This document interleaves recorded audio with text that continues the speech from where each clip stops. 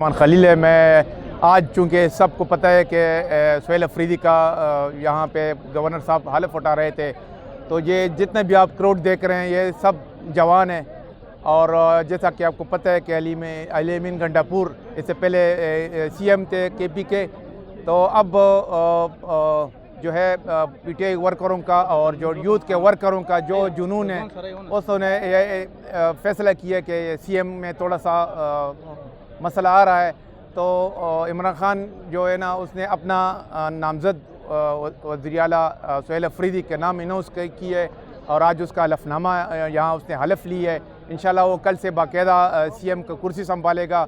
और जो पीटीआई के जितने भी वर्कर है उसकी आखिरी ख्वाहिश है कि इमरान खान की रिहाई के लिए अभी से स्ट्रगल शुरू हो जाएगा। जो डी चौक का प्रोग्राम है या मतलब इस्लामाबाद का प्रोग्राम है, जो भी प्रोटेस्ट है, इंशाल्लाह कल से वो कुर्सी संभाल के बहुत बड़ा ऐलान करेगा। जो ऑपरेशन फाटा में चल रहे हैं, जो और छोटे छोटे मसले चल रहे हैं, इंशाल्लाह सबका मसला इंशाल्लाह हल हो जाएगा। इंशाल्लाह। जिंदाबाद, इमरान खान जिंदाबाद। आप ये बताइए कि सुहेल अफरीदी से आपकी क्या उम्मीद व्यवस्था है? जो अली अमीन को गंडा नहीं कर सका, क्या सुहेल अफरीदी कर पाएंगे? देखिए भाई साहब, सुहेल अफरीदी जो है ना वो पॉलिटिक जो है ना वो स्टूडेंट लाइफ से कर रहे हैं। आईसीएफ का सदर था और जितने भी हमारे यूथ है उसका पसंदीदा है। उन्होंने ये असम्बली के फ्लोर पे जिस तरह इमरान खान की रिहाई के लिए आवाज़ उठाई और इंशाल्लाह आइंदा भी उठाएगा। और अब मैंने कहा ना कि इंशाल्लाह कल से वो अपना कुर्सी संभाल के ना पहला ऐलान करेगा कि हमें क्या करना है इमरान खान की रिहाई के लिए। फ़र्स्ट ये उसका ऑप्शन होगा।